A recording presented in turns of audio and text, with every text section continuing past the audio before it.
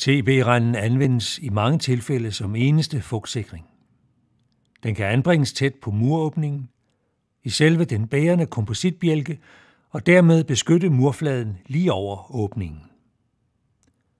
Før monteringen er det vigtigt at kontrollere TB-rendens længde.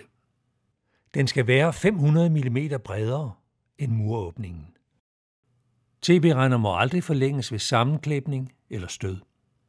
Isoleringen bag TB-renden afskæres i højden, i flugt med TB-rendens overkant og tilpasses i længden, så isoleringen er 20-30 mm længere end TB-renden. Derpå skæres en trekant af isoleringen, så den passer i smiget på TB-renden.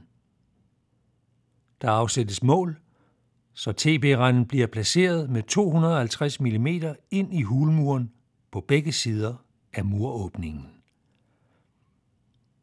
Kontroller, at stusfugerne er fyldt helt til bagkant og overkant, så samlingen mellem mur og TB-rende bliver tæt. Tjek først, at TB-renden ikke er krum. Klæberen kan ikke fastholde krumme TB-render. De bør kasseres. Påfør klæber på TB-rendens hjørne og på fladen, der skal vende mod murstenene. Læg også en stribe klæber på bagkanten af murværket, for at dobbeltsikre, at der ikke er utætheder bag om TB-renden. TB-renden trykkes omhyggeligt ned i klæberen, både mod stenenes bagkant og overkant.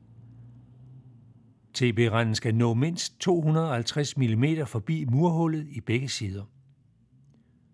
Og den smidskårne del af isoleringen skal nå 20-30 mm længere ud end TB-renden for at sikre en god afvanding af TB-renden.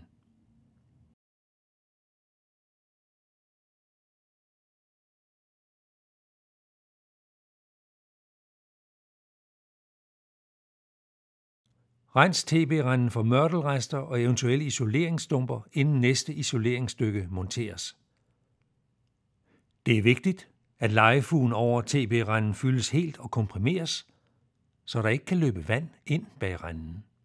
Det er særlig vigtigt, at isoleringen monteres inden opmuringen, så der ikke falder mørtel ned i renden under den efterfølgende opmuring.